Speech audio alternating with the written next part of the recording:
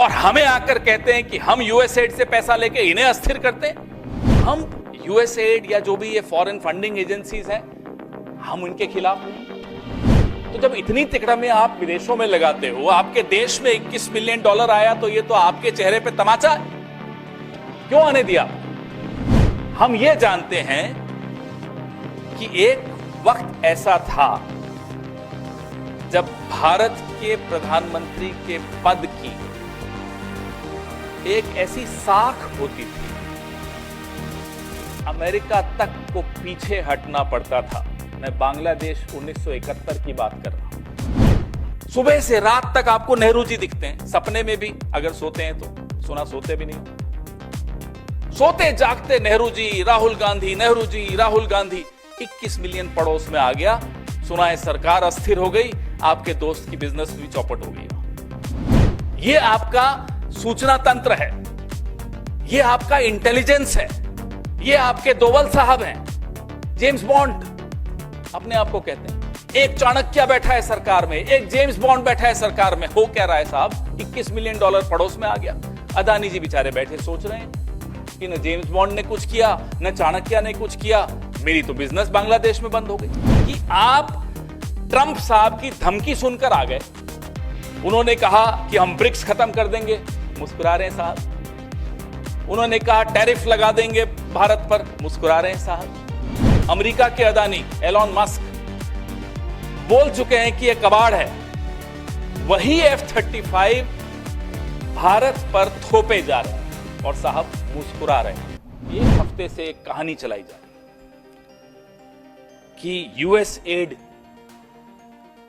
भारत में नरेंद्र मोदी जी को डिस्टेबलाइज, अस्थिर करने के लिए 21 मिलियन डॉलर दिया।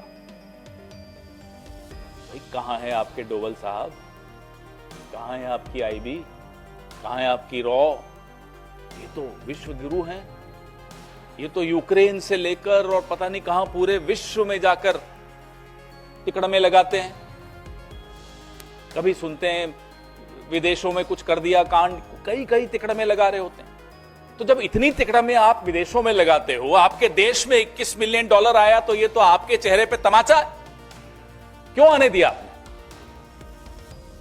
फिर बोलते नहीं, 2012 में जब यूपीए की सरकार थी तब आया था।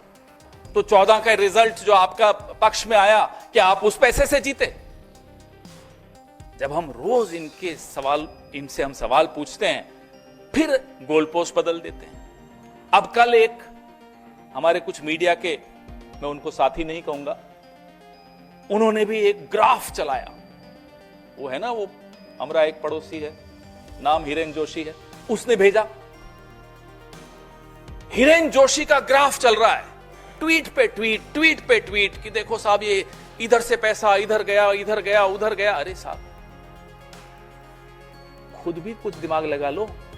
सारा दिमाग हिरेन जोशी का ही खर्च करोगे? अपना भी कुछ दिमाग लगा दो।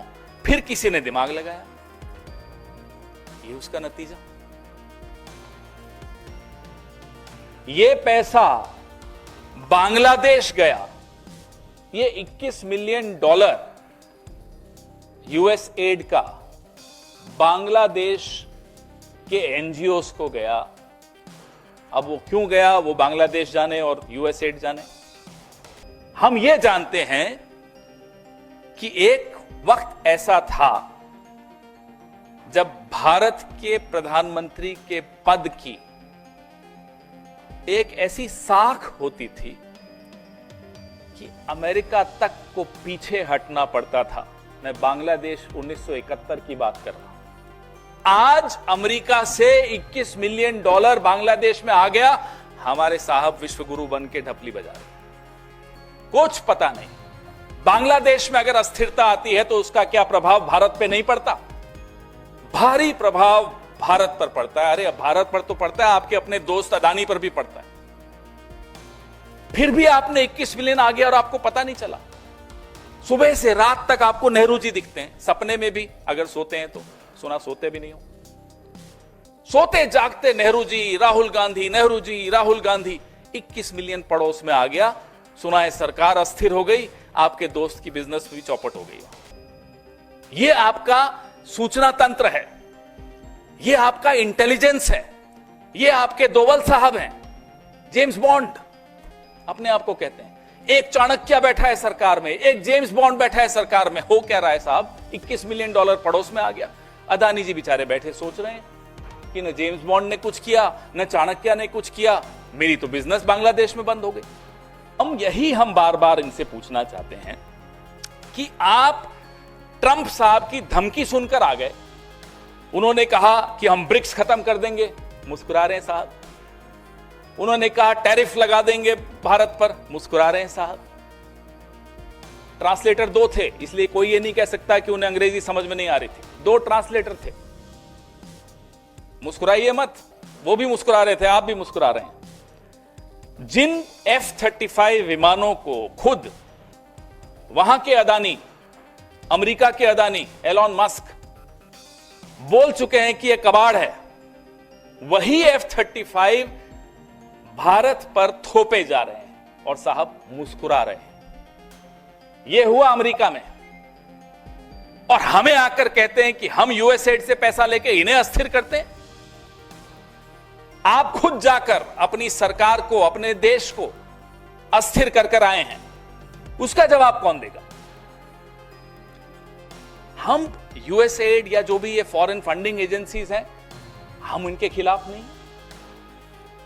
देश में कानून है, कानून के तहत फंड्स आते हैं, एनजीओज भी लेते हैं, इनके एनजीओज भी लेते हैं, इंडिया फाउंडेशन भी लेती है, विवेकानंद फाउंडेशन भी लेती है, कौन नहीं लेता?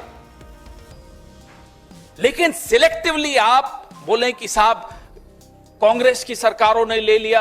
अरे जब स्मृति ईरानी ब्रांड एम्बेसडर थी यूएसएड की और सिलेंडर लेकर यहां सड़कों पर प्रदर्शन करती थी, तो क्या यूएसएड करवा रहा था वो प्रदर्शन? बताइए।